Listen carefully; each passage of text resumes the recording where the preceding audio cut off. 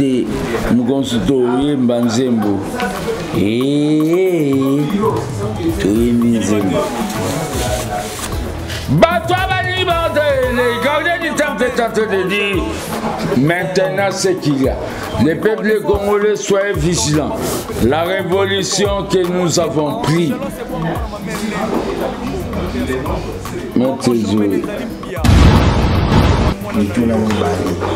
Les refus au salama pour se faire le pouvoir et il y a le pouvoir au dénoncer parti Tony au CP la kiawa tozala ki na yo mukolo balongoli le résident a Ikabuni au lobby 3 ans après la côté permanence kaka bino moko conseil des sages bati Augustin Kabuya va confirmer secrétaire général bandi lisu komana Kabuya oza sous na posa 2 ans oyo baba mwe tikali yo za la lisu libano contre la permanence à limité au limiso déclencher guerre na Augustin Kabuya oyo yo yebike azali na pouvoir au comité des sages ya UDPS et confirmer le pouvoir, c'est-à-dire l'eau et l'électricité.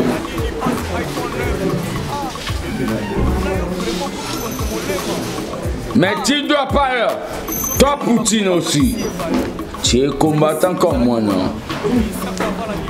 Mais tu ne dois pas aussi tuer des peuples de Dieu, parce que la vie est sacrée. Laissez les peuples de l'Ukraine. Ne fais pas ce qu'on appelle des massacres des peuples ukrainiens. Maman n'a pas le bib, bonne Afrique, bonne Europe, bonne Amérique, bonne Océanie, bonne Asie, peuple congolais partout, nous sommes tous abonnés massivement à Cité Zahir News TV. La Cité Zahir News TV. Bagag, film, émission, nous sommes allés critiquer RDC, s'abonner massivement à Cité Zahir News TV.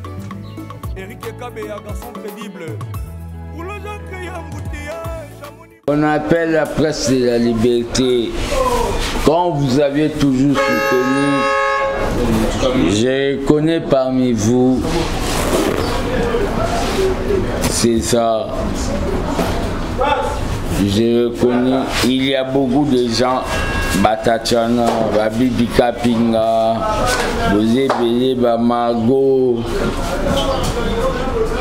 Vous m'avez soutenu dans ce combat que c'est pas moi qui a vaincu, mais c'est le peuple qui a vaincu. Aujourd'hui, je vous ai appelé pour 2 choses. L'international et le national. Tant que gardien du temple de la démocratie, tu sais que dans le Nouveau Testament, juriste Malema congolais, parce que j'ai un confrère qui est en Afrique du Sud, juriste Malema Soro Guillaume. Je vais commencer par l'international. Le gouvernement a donné son point de vue, ce n'est pas le point de vue du peuple congolais.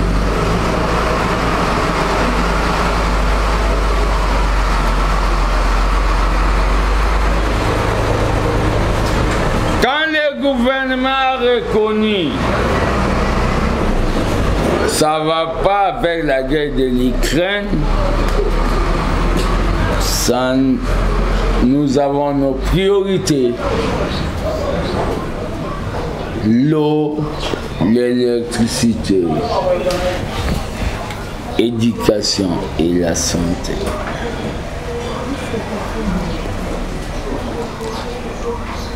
Mais nous ne pouvons pas accepter une nouvelle dictature mondiale puisse s'instaurer. Les gendarmes du monde, qui étaient les États-Unis, il est contraint. Non, soyez calme. La guerre sera longue et populaire. Ça terminera là où elle est venue. C'était Mouzé. Chine est en train de faire, les Américains ont dépiécé ce qu'on appelle URSS. Il est en train de récupérer. Mais par rapport, nous devons sauver les vies des gens. La position du gardien du temple, j'ai dit ça. Ce que moi j'ai dit, ça c'est fait. Le Congo n'est pas concerné par rapport à cette guerre. Au lieu kota makambu ya ba Congo wana ya ba Russie na ba Ukraine lukana maramba maya. Je vais accorder des interviews individuellement. Les pouvoirs ici, vous devez comprendre quelque chose. C'est le pouvoir, c'est un pouvoir. Il y a bateau, bazanga, ba famille, bandekoya. La guerre de l'Ukraine, nous ne pouvons pas déshabiller Saint-Paul pour habiller Saint-Luc. Notre position, Maïkota Bandundu, Maïkota province, c'est ça la position du parti par rapport, comme moi j'ai causé avec celui qui m'inspire, Tshisekedi le père, Etienne. La diplomatie président est Talingat. Deuxième élo dans le bas par rapport à Tigamiota. Kaboun est parti.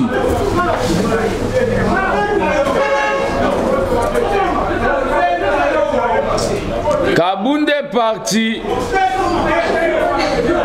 Stoppé. La conférence d'aujourd'hui se passe en paix.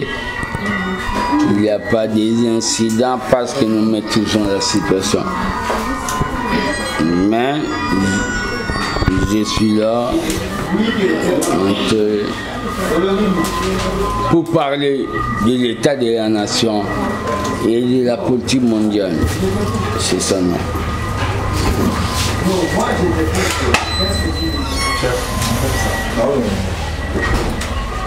Le président de la République promet au peuple ce qu'on appelle 45 territoires, le développement dans la base.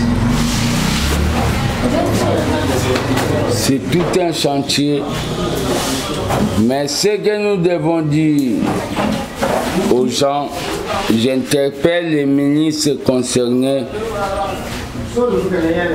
Tozana Oba Bengi, dernier virage, nous n'avons pas le temps.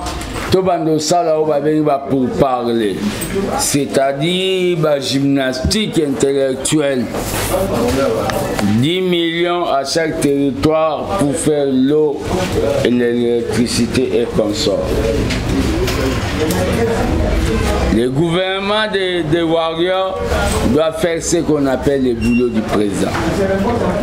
Je reviendrai dans mon point de presse d'aujourd'hui de l'armée des bâtisseurs tisserédistes. Nous avons lutté dans ces pays non pour faire de nouveaux riches. J'attaque les vifs du sujet. Mon vif du sujet, c'est quoi? François Béa est déclassé, mais nous sentons les gens commencer à faire des marches, libérer François Béa.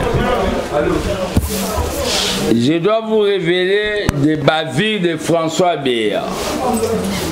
Il ne mérite pas, il est là comme prévenu.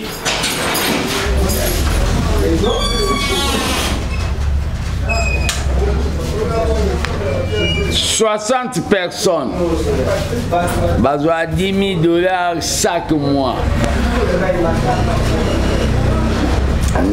Dans CNS. CNS, c'est le Conseil supérieur sur la sécurité des nations.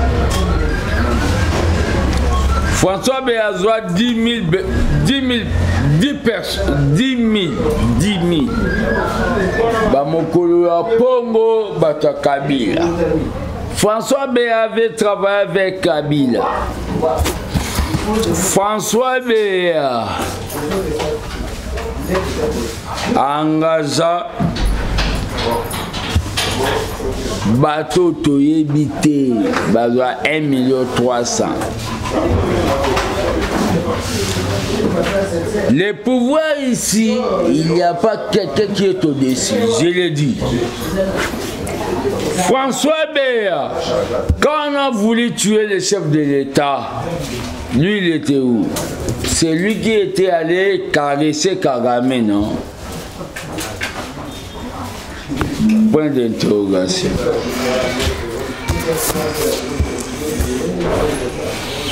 Toi qu'on a appelé si c'est Maître Fantôme, son fils que vous êtes en train de donner de l'argent, hein? Il est arrêté, on arrêtera tout le monde, même celui qui est allé en Angleterre, Kaboul. Le coup d'État raté, tant que gardien du temple.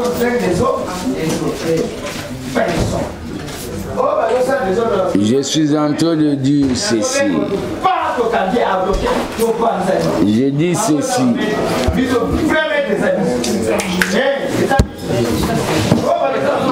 Ils ont voulu faire ce qu'on appelle un coup d'État.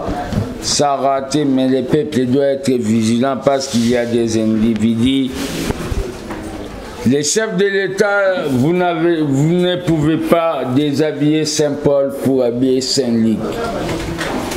Bukasa oyotiena CNS. Ameni ba onklelette, ba nieselette, banani, banana et moi, à 25 ans, j'ai sécurité d'État. D'abord, Bukasa, aux informaticiens. Informaticien de sécurité. Et beaucoup. Babilo Steve Naba César Valinga Bachara Naba Poncho Yango et beaucoup. Mboka Bome Mangona Botaou, le gardien parle maintenant. Batuto tient la sécurité, nous en a Boïba.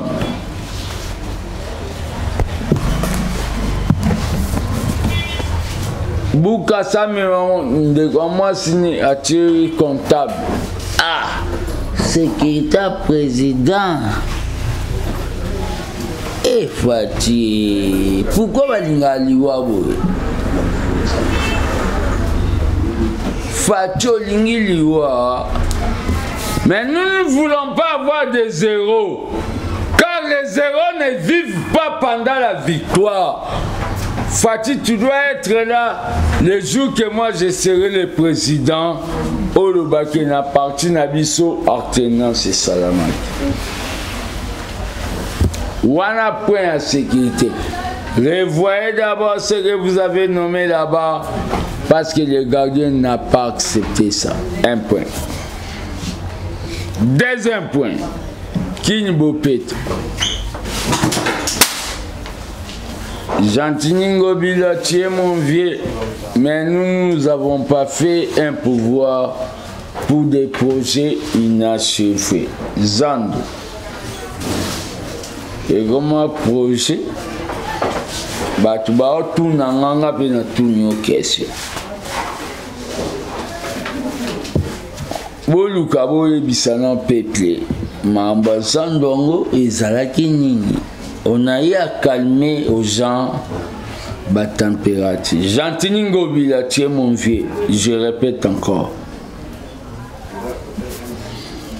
Vérité Zabokabonite. Zandou. Prise de définition, président mon a marché modernisé. Et comme il projet. Et tu as mis mal à l'aise par rapport à la population.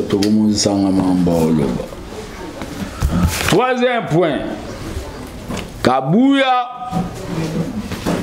avec l'exilé politique Kabound. Yangana bango et Silat.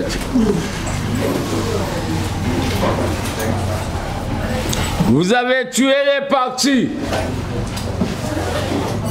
Maintenant, un indice de Kaboul est resté dans les partis, c'est Kaboul.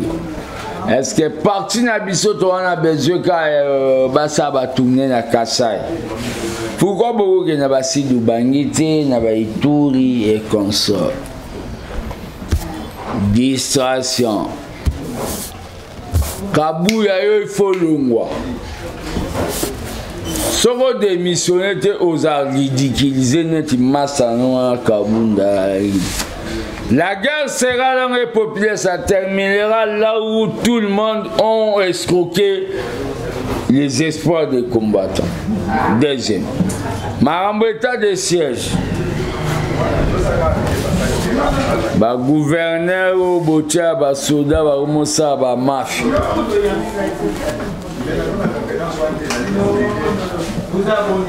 Il faut revisiter l'état des sièges. Président de la République, Mouto t'a conseillé nos bifort. Sobi Selele. Le mot est Pembena. Bassana François Béa pendant 13 ans. Na DG. Le loup entre se mange. Fati Soro Kangate. Nous consultons Mbanzembo.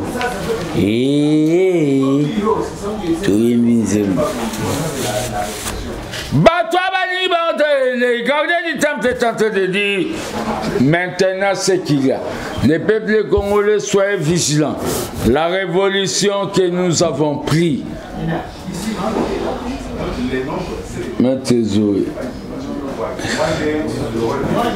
Au prix du sang. Combattants et des personnes dans partout ça s'approprier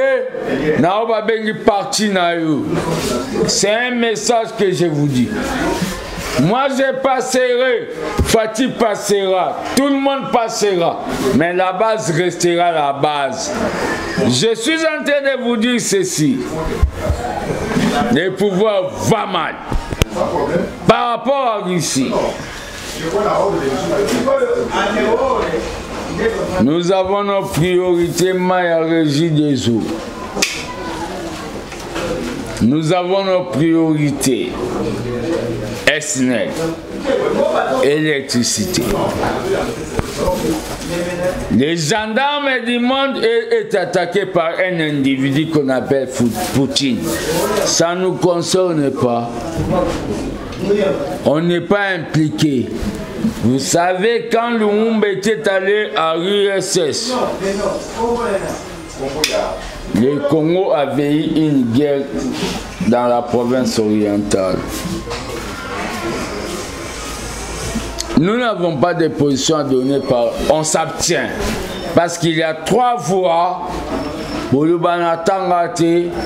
y a 3 voix. Oui, abstention, non. On s'abstient par rapport à tout ce qui se passe. Mais nous donnons notre position en tant que des socialistes. L'intangibilité du territoire. N'attaquez pas les peuples qui est à main nue. C'est ça la position que je donne par rapport au père de la démocratie, Tshisekedi le père. À vous maintenant, pour terminer, que je commence, j'ai des questions. L'IDPS n'est pas votre fonds d'enrichissement.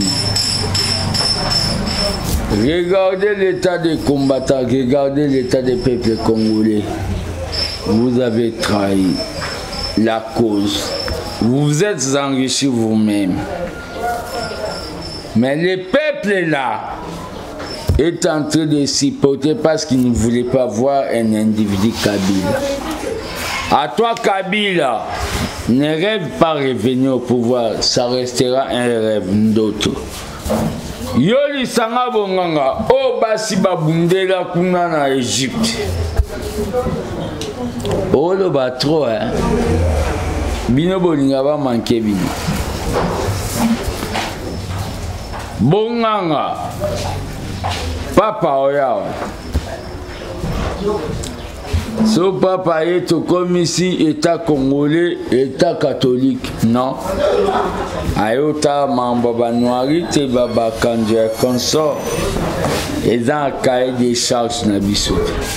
Mais continuez à payer avec vos journalistes là, des chaînes kabylistes. Passez dans des chaînes pour parler que papa a dit. Papa soit la bisoba Thompson. Tu es un troubadour, toi, les Sangabonganga. Tu n'es pas intelligent. C'est pour cela qu'on t'avait nommé dans un ministère qui n'avait pas de bureau. Ministre chargé des relations avec le Parlement, soi-disant. Toi, tu crois moi on peut nommer ces postes nandimiens? Nous gardons notre pouvoir. C'est le pouvoir du peuple. Je parle tant que l'idée de non-alignés, bateau babotamate, que le pape vient, qu'il ne vient pas, ça n'apportera rien. Mais si le pape vient, 50-50, dès Kabunda Loba n'importe, il dépêche que tu as 50 catholiques, tu as 50. Mais sachez très bien, par rapport à un coup d'État, Kabunda, comme tu es là en exil, reste là-bas. Toi, Kabouya. Toi, Kabouya.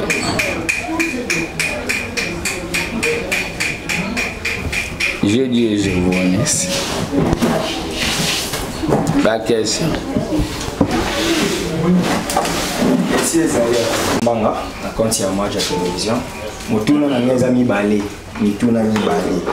Ne office mukoko. Au salama pour sepela na pouvoir te, yo na pouvoir obanozalaka na ko dénoncer parti toni. Au sepela kiawa, tozalaki na yo mukolo balongoli président A.I. Kabundi. Olobi 3 ans après na koti permanence. Kaka bino moko conseil des sages bati Augustin Kabouya ba confirmer secrétaire général. Obandi lisu kombana Kabouya. Oza suna posa 2 ans oyo.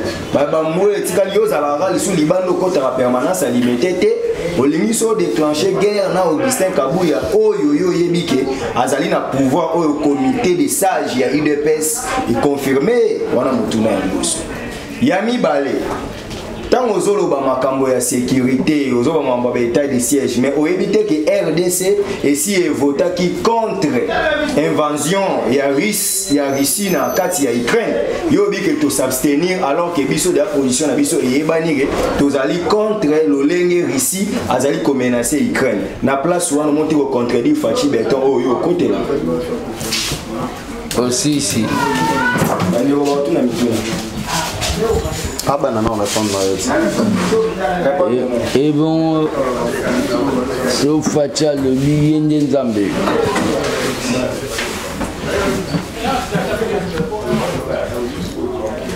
Fatia le billet pour Sambokal.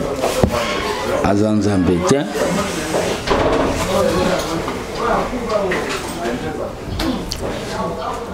Vous considérez Fatih que vos commissaires David? Fatih n'est pas dit, moi j'ai ma position. Qu'est-ce que les Américains ont amené ici? Perestroïka de tromperie, au Bakanga papa Fatih. Moi je suis nationaliste. Les problèmes de la Russie et l'Ukraine là, on a besoin, il y a Badi, Biloko et Longwa. Bah, c'est pas gentil. C'est déjà une réponse. Les téléspectateurs vont suivre. La position de Fatih n'est pas la position du peuple congolais. Fatih est le chef de l'État, mais il n'est pas le souverain.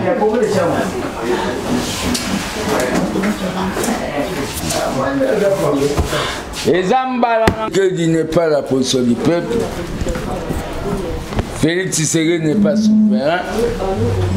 Il est la personne sacrée parce qu'il est président de la République. Mais les peuples voient aussi ce que les Américains ont fait ici. Mais quand vous sondez les peuples, ils vont dire laissez Poutine frapper les Américains. Mais nous n'avons pas ça comme priorité par rapport à notre pouvoir. La priorité par rapport à notre pouvoir, c'est-à-dire l'eau et l'électricité.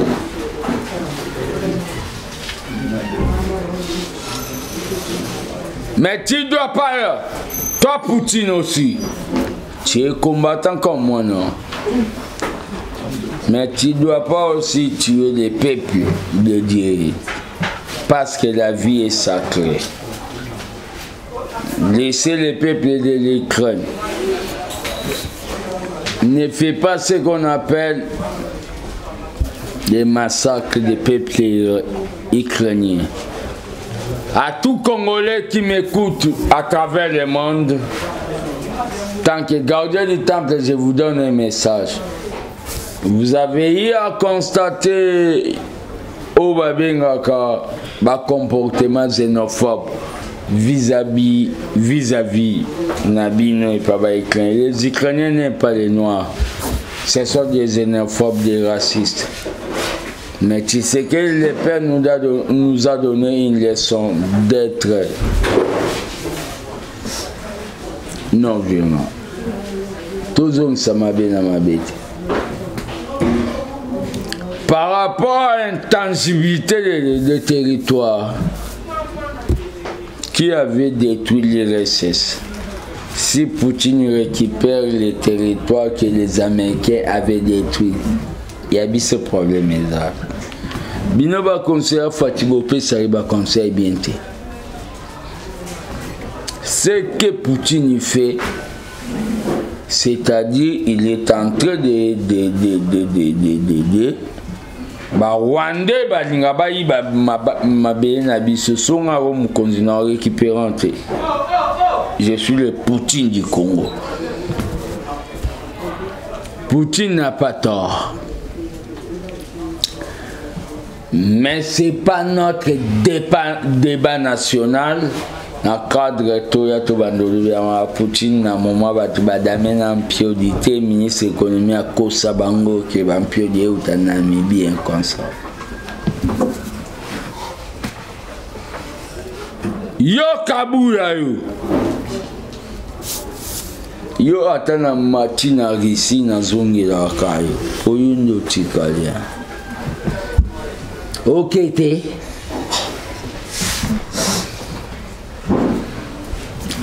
Bino batutu na diaspora bo finga ke na biloba loba lelo partisan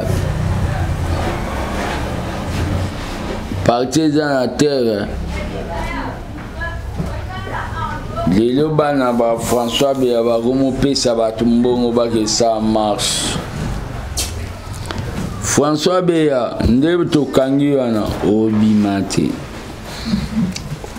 Il faut le plan Obo Salaki pour Mboka pour Watuti. Na yebi sakayo. À vous les présidents des parlements debout, je vous mets en garde. Sur $800, il y a député, tout le ministre, Yaoulou Abilobalo.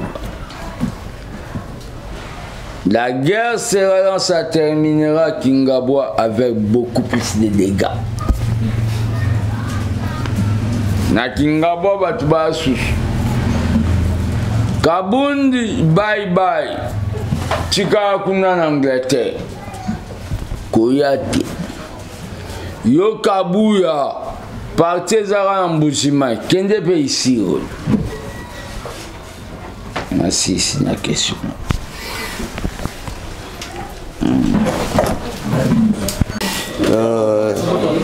Ndeko fils Mukoko outi oloba par rapport à nomination ya Bukasa oyo ba confirma qui est na présidence pour à l'intérim ya il y a moi Mboka François Béa au lobby Kazaki informaticien pendant que temps bazo sala bazo tang ordonnance oyo et non maquillé oyo qui CV nae mais aujourd'hui tant yozo pesa ba révélation Kazaki aza informaticien CV na ende batanga qui on ba étude faite nae qui atangi na mikili ba payat par rapport il y a domaine nae mais yo lelo yebisi batu qui aza informaticien je ne sais pas oyo yebisi biso lelo eza vérité to mokonzi mboka ndem tabombela yebiso vérité na nomination à sala kiwana. Deuxième préoccupation eza par rapport ya Kaboun na Kabuya tozala kinayo awa je crois 2 ou 3 fois de reprise au Sengaki bango bolimbisi olobaki ba onionso eleki mais lelo à notre grande surprise yo ana lisusu s'attaquer na bango pendant que bandeko ba Jacquemain Chabani ba Omsu batikali wana basali eli sous confiance mais yo zakara toujours na basali Kabuya confiance parce que yende ba reconduire en tant que secrétaire général pendant que muta noma qui ezalaki Jean-Marc Kabound et yasuka pona kosilisa par rapport à la position na yo PCA wa ya makamwezo le Canarisi na Ukraine Kobo Sanate ba congolais to communauté congolaise o eza na Russie na Ukraine ba koki ko Sibir pe pasi oyo bamboka wana mibale bazo Sibir na moni oza très catégorique par rapport à makambo ezoleka kuna au bengi ba ukrainien baza ba xénophobe pendant que na moment oyo il a fallu tozala quand même de cœur na bango kokufisa bandeko du jour au jour les a un peu moi passé na ebité zalaki 3 réactions nanga la biso to joie ba guerre na Goma ba ukrainien ba ya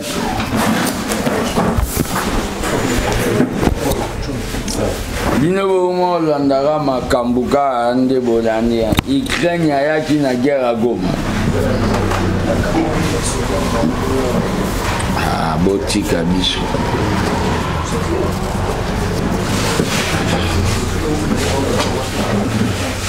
Ba Congolais baza kuna bazunga. Baya awa baza déjà kuna gouvernement sa bazunga. Mamba Kabundu na Kabuya na les deux dipons.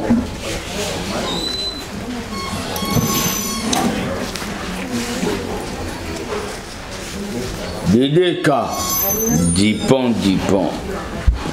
Baouni ba. Baonga otika baontin. Ba PC confiance. Le autant ya combat Jacquemain Chabani azana. Par rapport à ah, na bête l'histoire. Oh Peter Kaza d'Azana. On a un gardien. Bah on va venir à point de presse pas avoir tout baquer. Jacquemain Chabani azala président de Batuano Tangela va Jacquemain Chabani na va Peter Kazadi. Le gardien le Tangela gata va combo ba Liaou ba Faulu Bambemba wana baba tout. Jacquemain Chabani so andimi Kabuya. Yana cadre na va pour ba se retrouver. Va diriger parti de manière transitionnelle. Jacquemain Chabani so va combattre avec les panapes ça on le. Peter Gazazona. Papa. Là ça cache Peter Gazazona bakangai.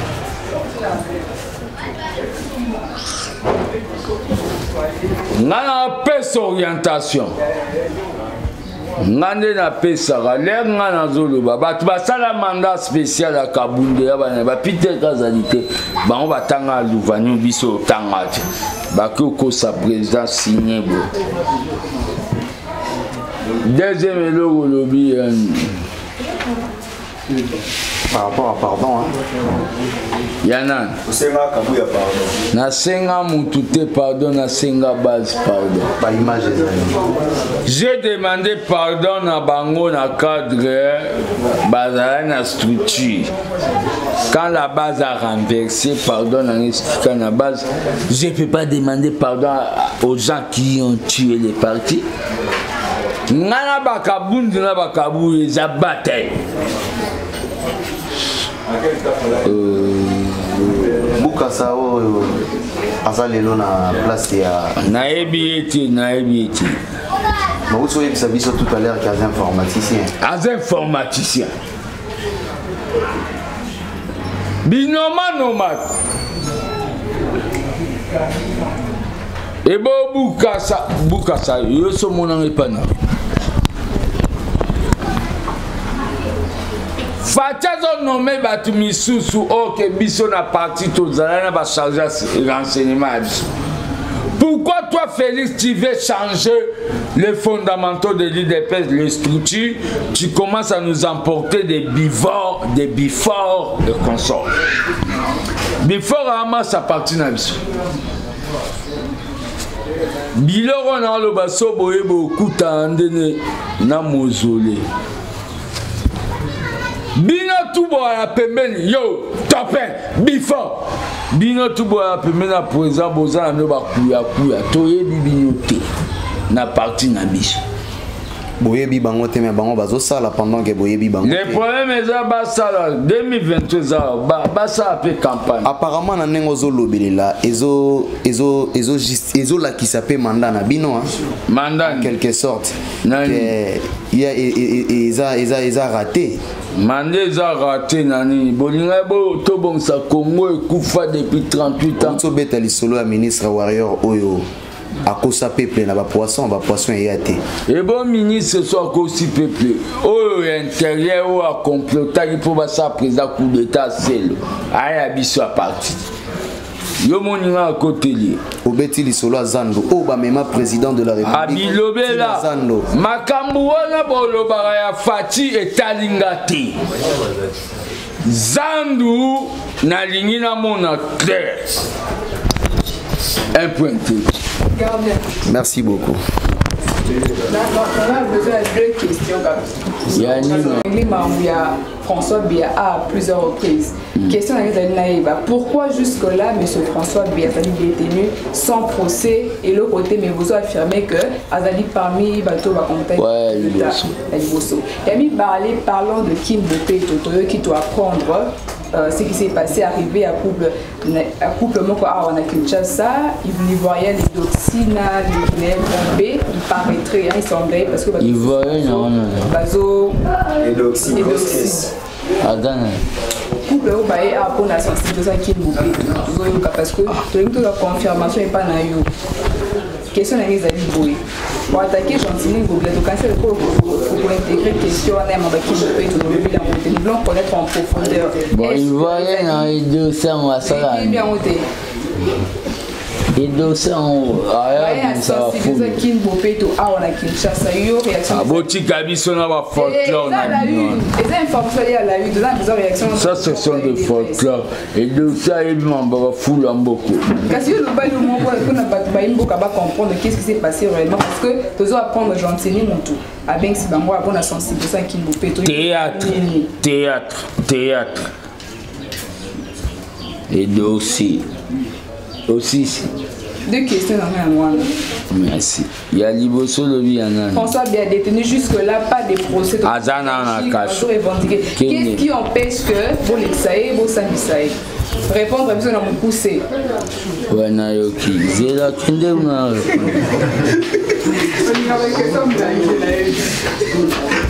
Ah! Mamba wa fulu mboka boka ivoirien et doxy. Mboka wa fulu yate.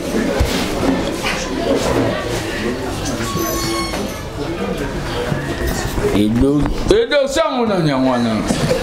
Allez qui fali, allez qui masana wat. Ah. Wana ba distraction. eyaka ndenge peuple akolia te papa koya ekomi actualité papa oyela biso Thompson botikala ozwa mokonzi ya mboka neti nga te oyo aza correct deuxième eloko yoke na kombwamo aleki mbili ya bele edoxi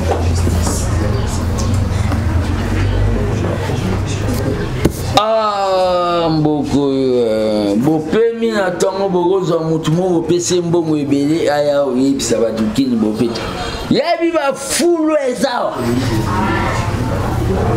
edoxi na mboka na bafulu eza yo gentini sa makambo ndo osala tobo ba distraction deuxième eloko olobi Fati asali François Béa et le bassin c'était jusque là pourquoi batie na kuna il faut vomir batutu basala coup d'état ye bakangi aza prévenu si au bogomo marché yo mwanu omoni mwana François Béana o bakoma boka na ba boîte kabino ndeboya na ba point de presse bo ibisenga ge François Béa banda sala ba réunion na ba hôtel na salle enquête OK elle est hôtel ni béton hôtel Béatrice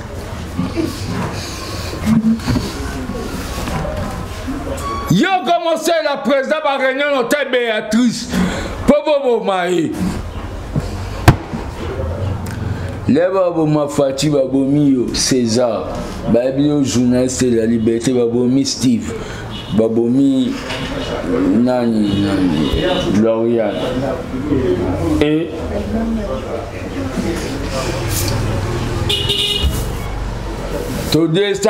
Ndeto Kangi François Béatabo marché. Bogo souka na ba messe d'action de grâce. Abimat. Droit de l'homme battait les miens. Droit de l'homme nini. Droit de l'homme l'air bango babo mabatuna beni baloba. La République et nous maintenant c'est la République maintenant du peuple. Bozela. Mugona goma Bozela. Les problèmes est abou. François Béa est qui dans ce pays pour qu'il soit l'actualité? Il est qui? C'est le principal. Ah, bah donc on va conseiller d'avoir un nom à Fouati. Binoma nomade. Ça va bon, moi président Yanga réuni Namboko. Question. Bolembi. Merci amis internautes de partout à travers le monde. Bienvenue sur Cité News, Cité Zahir News. Le plaisir est partagé à Rosala Liboso Nabino. Oyo to uti ko assister à la conférence de presse ya mwana mboka Fils Mukoko. Oyo nalingaki na mekolo bisaye après conférence de presse Fils Mukoko Mbote. Mbote César de tous les temps, de tous les jours. Bonne santé. Ouais, santé pépé na rythme mate benan tonton. Na moni lelo ya gipena oyaki mabe vraiment na nyonso na maye nyonso lobby na ebité ngala lingai na se focaliser par rapport ya bandeko oyo bazoloba lelo oyo 2023 ata bazui mokonzi ya mboka batie na ensemble vide akopola na élection réaction ezanini parce que na moni otelemeli makambo ebele na conférence de presse ya ngonga mutuna na ngai ekei nango kaka na ngambo ya élection na 2023 ouais 2023 deux ans na bani élection biso mutomema Fati na bokonzi et nini yango boye babengi appel à mbongo 2023 biso mutomema Fati na bokonzi c'est-à-dire 2023 tobe tabango prise de définition il y a bien un agui luango 145 territoires Moutou Kazate mais babi sur terrain tisipo le réseau Simbate situation sociale, situation économique, situation sociale on est bolo barambo boula ba il a même pas tout à l'heure que non libomazana on a mis batu badante eza makamto bandai golela na régime ile kaki Les peuples d'abord, c'est tout un processus. Nous devons déboulonner au babeni système amabé, au babeni ya Kabila en avani. Vous comprenez? Nous tous espérer, mais message n'a pas Sara na batutu ba na César. Bino batu bola na César. Boye ba César. Baza parmi bami des souffrances. Bato to kemba na bango na tango passe. Ba journaliste banda ya tongo ko salanga couverture. Le premier za loko la tolongoli bato banda pesa président ba conseil à Mabé, ba Kaboum. Un dernier message pour Bato Balandi Bisso. Ouais, je suis en train de donner un message à tous les combattants qui vont me suivre. Tant que gardien du temple de la démocratie, j'ai réuni mon cabinet politique, Maître Zoé. Nous avons Maître Zoé, Madame Véro Kaembe, Viviane et Madame cabinet dans la politique. Dans le cabinet politique, nous avons décidé ceci. Makambo ici, tu as la priorité à Banzala. Et Talibi sauté, Babundande. Mais nous ne pouvons pas déshabiller Saint-Paul pour habiller Saint-Luc. C'est ça. Mais Mamouna Bato Banando, toi, coup d'État, les jours que vous allez toucher à la personnalité de Fati, vous allez tuer seulement les fils de Maman Marc. Vous n'allez pas tuer tous les Tshisekedi parce que nous pouvons rebondir. Comme les Lumumbistes, ils ont eu à rebondir. Quand on a tué Lumumba, Gizeng est sorti, Moulele était sorti. Je suis en train de vous dire tout simplement les combattants soyez calmes. Kabound est déjà déclassé. Il appartient à l'histoire. Tchana nouveau. Tchana nouveau, tchana nouveau, tchana nouveau. Yo, ka, kende. Jamais un opposant au pouvoir à Kendara exil. Obéla est génie. Nicolas Salé Passi. Basakata Bazata pour Bassimbe génie. Koki Magnos moto. Au moins Bakabundan. En 2023. Ah, en 2000. Je suis le candidat après Fati.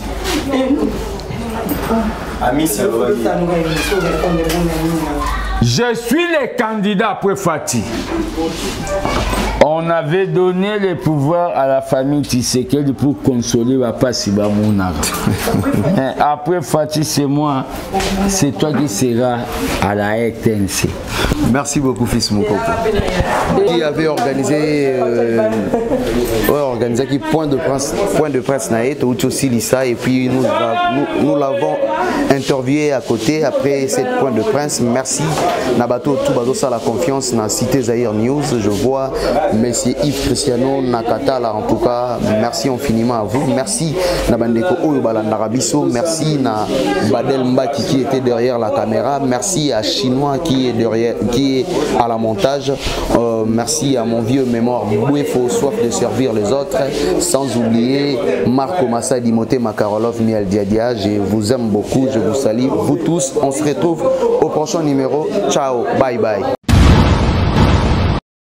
Luya, luya, luya, luya kutala, ah, mwana mama, luya kumona, Cité Zahir News TV, mwana tata, Cité Zahir News yango yo, iyaka te, iya batata ma bandiku, binu batuluka pesa usabone, yango yo, wapi, na Cité Zahir News TV, Olingola Dabagag, d'émotion, série télévisée, chronique musicale, chronique politique, chronique sportive, chronique chroniqueuse, Oulandangwawa, na Cité Zahir News TV. Na Cité Zahir News TV, Nakutuko, avant que ça me ramène à sala, na quelques s'abonner. Kuna love, uchaka na, chinyari kama Mobutu na Luanda.